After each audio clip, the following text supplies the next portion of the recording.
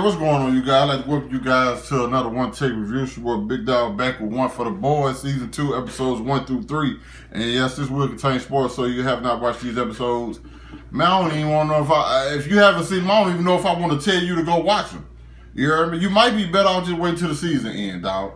Because that's really what I feel like I should have did. Like, I'm really legitimately mad, bro. I don't like this. You know what I'm saying? I don't like this old TikTok like for a part 2 type stuff, bro.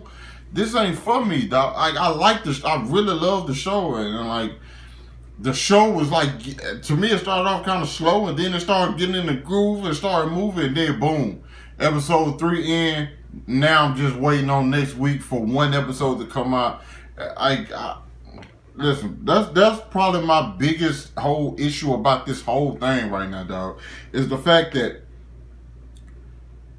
no other show on Amazon does this. That I've watched, and I've watched a lot of the shows because they got a lot of good shows, bro. Amazon really don't miss if I'm keeping it a buck, or none that I've seen. So the fact that they launched the first 3 episodes and everything I guess is going to be released weekly, I knew that from the jump. Okay, I already knew that's how they were going to do it. But after watching, I'm just like, no, man, why didn't you just drop everything at once? Excuse me. I just got mixed. Not mixed feelings. I don't like it. I don't like the release schedule for this. Especially since I watched, like, this is the first thing I watched when I got up this morning, and I was just like, can we?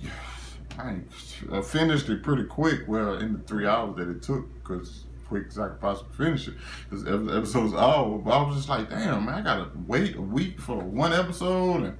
Yeah, and that's a part of me like, hey, just wait till they completely finish to watch it. But I ain't gonna do that. I ain't got no self-control like that. Come on now. But it started off kind of like picking up a little ways after last season. My biggest question for this season, honestly, was pretty much how is Butcher going to be alive? Because the last time we saw him, he was seeing Becca and her son Ryan, and in between them was Homelander. I knew, like, Homelander kept him alive just to show him, like, your wife's not dead, bud. And I knew he was going to kill him after that. But apparently, it doesn't necessarily say it specifically, but Becca made a deal to keep, for Homelander to keep Butcher alive, because he ended up just taking him and dropping him off somewhere. Because there was no other way he was going to be alive, because Homelander was definitely killing him. Also, I had the other question of, like, did Homelander actually rape her? Like, when you see it, you're like, did he rape her?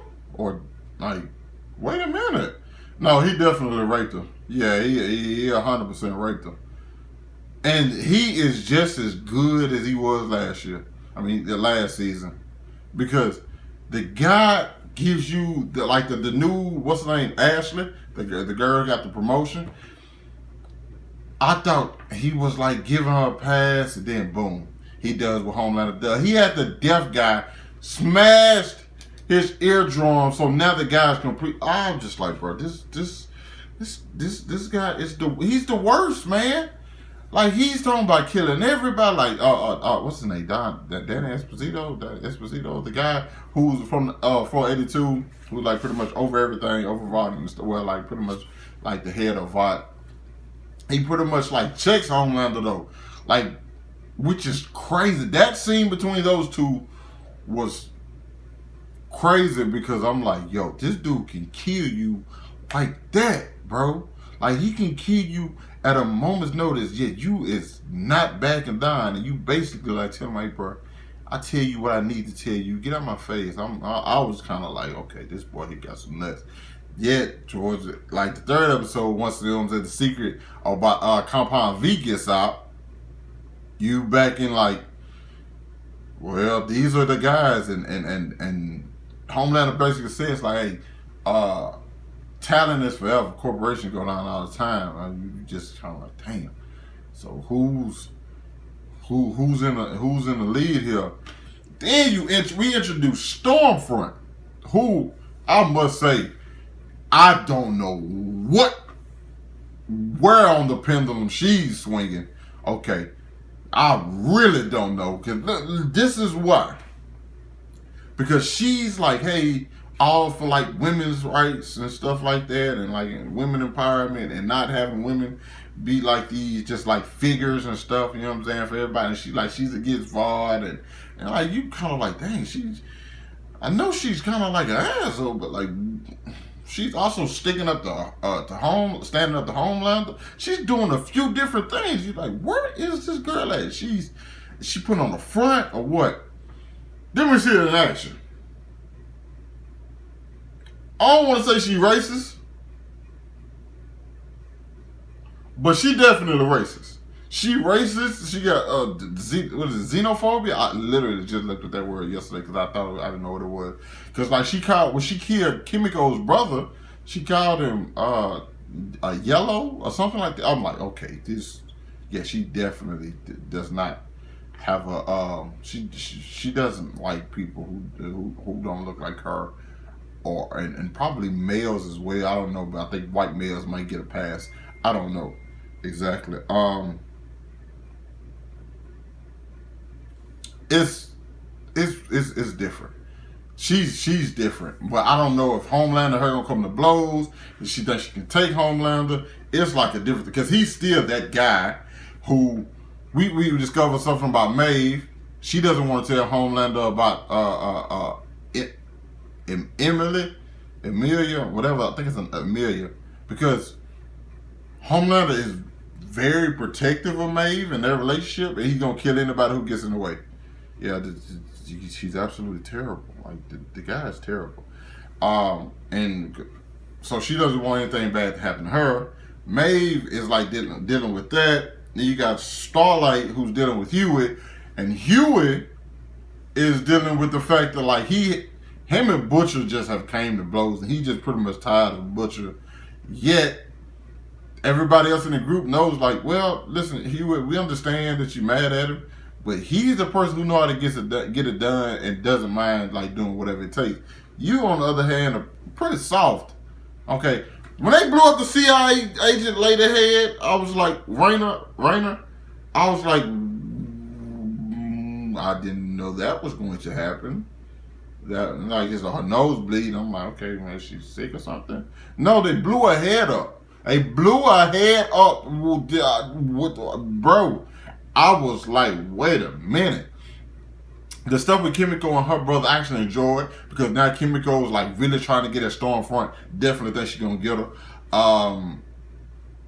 The Deep going through like this stuff because he's insecure about his gills, and we see the person who pretty much like did that for him is definitely Homelander, because he thinks it's disgusting. But I don't know why we're still dealing with the Deep.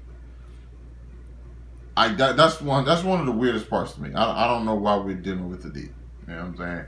A-Train's back, and him and Starlight are definitely having their little feud, because he knows about what she did, and she knows about what he did, and then they both kind of like, if either one of them decides to go down, the other one's going to die. So it's like, it is what it is. You know, it's just basically like who's more afraid to die at this point. And like everybody else is trying to get back to their family. Mother's Milk is trying to get back to his wife and daughter, and Butcher's trying to get back to Becca at whatever cost, and he don't want anybody to get in his way. Butcher's a terrible person.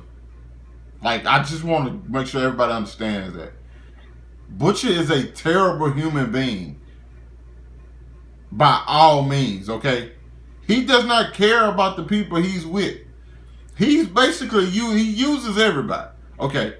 Like, when you honestly think about who's the hero and villain in this thing, there's not.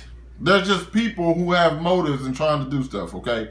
There's no good guys in this. There's the boys, and then you have the Supes. That's it. There's no antagonist and protagonist. No. Butcher is a terrible person, okay? That's just what it is. Like, he left Huey. Like, Huey, like, traumatized and stuff. Bruh. Excuse me. Didn't eat popcorn. All right. So, it's just weird. But I enjoyed the 3 episodes. It's just, The fact that it's only 3 and I have to wait 5 weeks before I can finish this is extremely frustrating, bro. Extremely frustrating. I know I probably missed some stuff within the 3 episodes, but this review's been it's long enough. So, woosah. You guys let me know what you thought about the first 3 episodes of season 2 of The Boys. Comment down below your thoughts. Let me know what y'all think about the whole release, the release strategy for this. Y'all as pissed off about it as I am? Alright, let me know. Hit that like button, subscribe to my channel. Thanks for watching the video. Hope you guys staying safe out there. I will catch up with you guys later. Peace.